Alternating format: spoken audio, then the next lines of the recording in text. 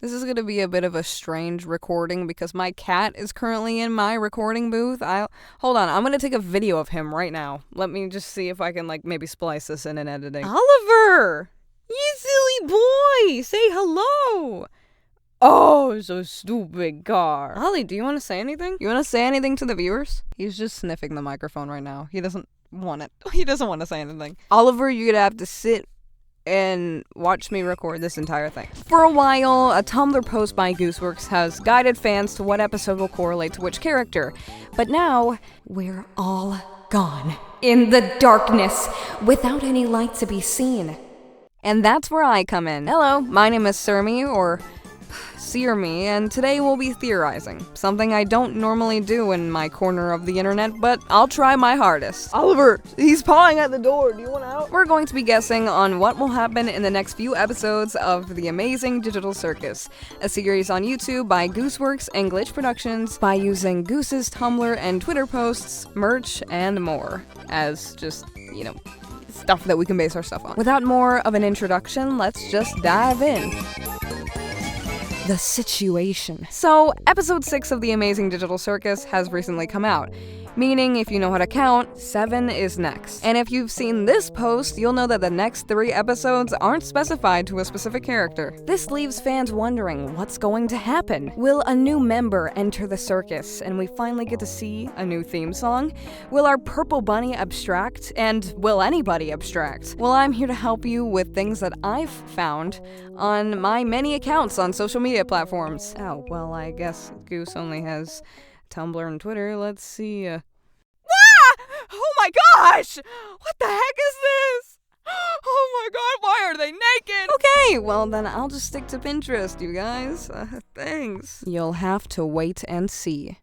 Blah. Oliver, what are you doing? So, a while back, we had gotten a list of characters with what spotlight their episode's gonna be near pilot era of TADC. Episode 3 would focus on Kinger and Zooble, 4 would focus on Gangle, 5 Ragatha, and 6 JAXY. Episode 6 was the last one we ever had direction on, which means 7, 8, and 9 are fun theories that we get to guess on. I have no mouth, but I must scream! TADC was inspired by the 1967 I Have No Mouth, But I Must Scream by Harlan Ellison. This short story is about a cast of 5 that gets sucked into a computer after a world war breaks out, specifically World War III. Our main villain, AM, digitally immortalized these people, also giving them different bodies and supposedly different names for his entertainment. He also hates humans because, well, they made him. And we'll get onto that and why he hates them. He gets his information from the computers involved in World War III, pulling them from countries and building his menacing presence around it. He tortures these humans that have been here half-starved for 109 years. Our cast's minds have also been altered. Nimdok, a name given to him by AM for his amusement, is traumatized every single time he comes back from looking for food. Gorister, I think that's his name, used to be very hyper-aware of his surroundings, but got turned into a nervous and violent person. Benny used to be a gay man, but was turned straight, AM also altering other things to fit his cast members, Ellen's freakiness, which was also adjusted. Ted is the only one who has not been altered, which is our main character, and which also leads him to think that the rest of the cast hates him. AM tortures these people continuously before, at the very end, Benny is starved so much that he begins to eat Gorister's face off. This turns into Ellen literally killing Nimdok, and Ted killing Benny with icicles, since this takes place in the North Pole, or an area like that. Ted, in the very end, with everybody dead around him, has no one to end his life for himself, and because they can't end it for themselves, he's left with AM to be fused together with him. It's described that humans were AM's aspirations, since he's a computer program who has been programmed to think like a human without having any of the creativity or belonging that we have. Merging himself with Ted is an act of making him suffer for the rest of eternity. He is also the last human alive in Earth, because AM killed all the humans on Earth. I don't know how. The 5 don't know why they were dragged there in the first place, however, they prefer dying rather than staying alive and suffering together. Now, this brings us to the question, why the heck is this so important? Well, our beloved weirdcore show is actually inspired by this. so it shows us what might happen in the future. Oliver, are you eating my recording studio stuff? What are you doing? I have a curtain on my, door. He's hold on, let me just take a picture of this. This is what my cat is doing right now. What the heck? Oliver, you're a side plot! TADC has followed the trope of the story so far by computers sucking humans inside of it, making biblical references, Pomni's saying, and the CNA, or Cain and Abel, logo. The people, especially Ted in this book, turn to religion as a coping mechanism to pray for an escape, or for eternal peace and rest. The altercation between their names is possibly a reference, however, it's never stated in I Must Scream that they forgot their names or were given new ones. However, Benny's person changed, leading me to think that Caine, posing as AM, would have something to do with Jax being a bunny or Ragatha being a ragdoll. Another thing that we could say comes close to canon is that Caine keeps them there for inspiration for adventures, as he wants to be human like them and have a sense of creativity and belonging as they do. However, they lose that by staying there too long. This could become more prominent in future episodes, with Caine tweaking out every so often. He might become the villain, as AM did. Another correlation I could make is Ted being Pomni, and how she's the least affected by Caine and hasn't suffered from any mental altercations like Zooble and Gangle with their cosmetics, Jax and Ragatha with their secret lore, and Kinger with his wife. I think I Have No Mouth But I Must Scream might lead us into different episodes of TADC, however we can't count on it as an exact guide. It gives us a clearer view if Caine will become a villain or not, pointing to a yes 100%. The thumbnail for TADC's episode merch drop also references AM trapping humans in cages, so I guess that's cool. But did Zooble ask for sex as a reference to Ellen? Maybe. But will this happen?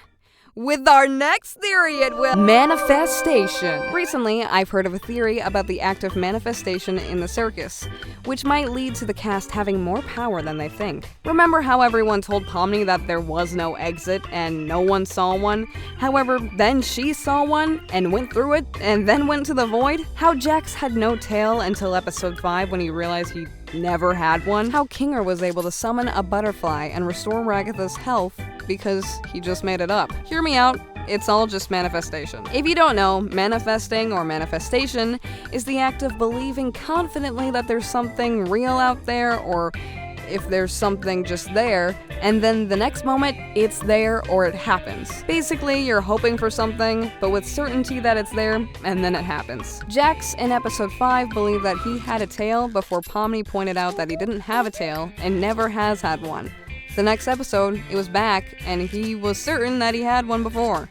Kinger, supposedly being a coder for his job in episode 3 and also 6, or a coder at CNA, spawned a butterfly to heal Ragatha's health. He stated that he just made it up after pulling it out of thin air. Since he's been around for so long, maybe he just knows the trick of manifesting and uses it commonly. The most important one is Pomni. From the start of being in the circus, she was looking for a way out, knowing that there was some way to leave, before seeing one, and then going through one to reveal the entire void. This would prove that the characters have more power than they think, having imagination or creativity of their own, while Caine is only just some programming. They can make up stuff, whether that be a new outfit or just a way out. Abstraction! I know, a controversial topic about who will die in the next episode.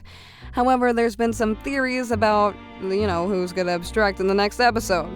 Let's run through the cast. Gangle! Starting off strong with the ribbon, I don't think it would be any good to have Gangle abstract. It could happen, however, with the crisis that she had about time in episode 4, which is also a reference to I Have No Mouth But I Must Scream, and how she's treated by Jax, which could also lead to abstraction. Gangle being a side character would be easy to let go of, but Zooble is there for her now, so I think we're all good. Hopefully.